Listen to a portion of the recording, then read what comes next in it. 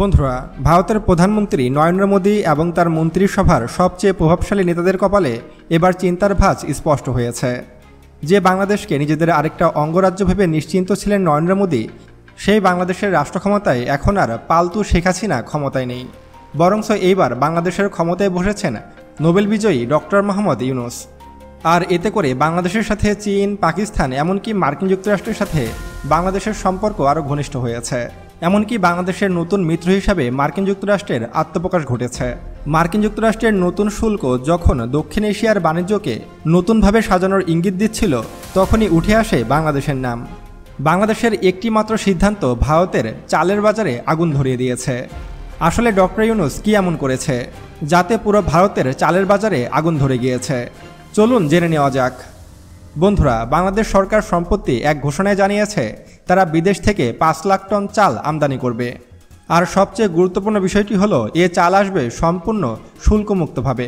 আর এরপরে ভারতের চালের দাম বেশ বেড়ে গেছে। দেশটিতে মাত্র দুদিনেই চালের দাম বেড়েছে 14%। ভারতীয় গণমাধ্যম বলছে দেশটির ব্যবসায়ীরা বাংলাদেশের চাল রপ্তানির তোড়জোড়ে দেশটির আভ্যন্তরীণ চাহিদা ও সরবরাহে সাময়িক ভারসাম্যহীনতা সৃষ্টি করেছে। আপনারা হয়তো জানেন যে বাংলাদেশি ব্যবসায়ীরা যদি অন্য কোনো দেশের কাছ থেকে চাল আমদানি করত, তাহলে সরকারকে 20% ট্যাক্স দিতে হতো। আর এতে করে চালের দাম অনেক বেড়ে যেত এবং ব্যবসায়ীদের মুনাফা অনেক কম হতো। কিন্তু বর্তমানে ডক্টর মোহাম্মদ ইউনূস ঘোষণা দিয়েছে যে সাময়িকভাবে বাংলাদেশের চালের উপরে 20% আমদানি শুল্ক তুলে নেবে। আর এতে করে ভারতীয় ব্যবসায়ীরা তাদের দেশে চাল সংরক্ষণ করা শুরু করেছে। ইকোনমিক টাইমসের প্রতিবেদনে বলা হয়েছে, ভারতে ভোক্তা পর্যায়ে স্বর্ণা চালের দাম প্রতি কেজি 34 রুপি থেকে বেড়ে 39 রুপিতে পৌঁছেছে। মিনিকেট চাউল 49 রুপি থেকে বেড়ে 55 রুপি হয়েছে। রত্না 36 রুপি থেকে বেড়ে 42 রুপি পর্যন্ত পৌঁছে গেছে এবং সোনামসুরি 52 রুপি থেকে বেড়ে 56 রুপিতে বিক্রি হচ্ছে।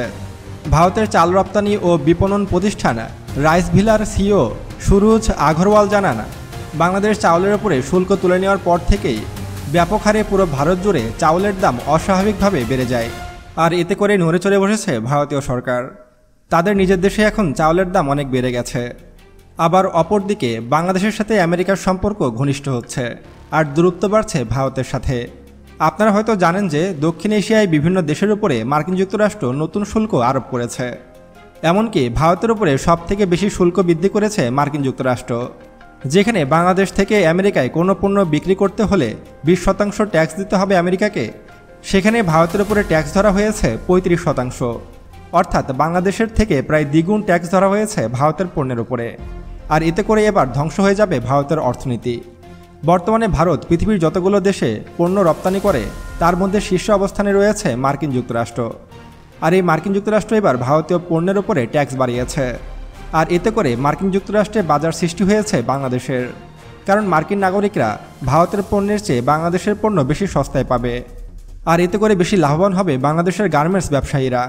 এতদিন বাংলাদেশের গার্মেন্টস ব্যবসায়ীরা মার খাচ্ছিল ভারতীয়দের হাতে, কিন্তু এবার আমেরিকার পুরোপুরি কাপড়ের ব্যবসা চলে আসবে বাংলাদেশের হাতে। ফলে এখন থেকে বাংলাদেশের সাথে সম্পর্ক আরও ঘনিষ্ঠ হচ্ছে মার্কিন যুক্তরাষ্ট্রের, আর মার খাচ্ছে ভারত। আপনারা হয়তো জানেন যে ভারতের প্রধানমন্ত্রী নরেন্দ্র মোদী যখন প্রথমবার ট্রাম্প ক্ষমতা এসেছিল, তাকে কিন্তু তাদের দেশে সফরে নিয়ে এসেছিল।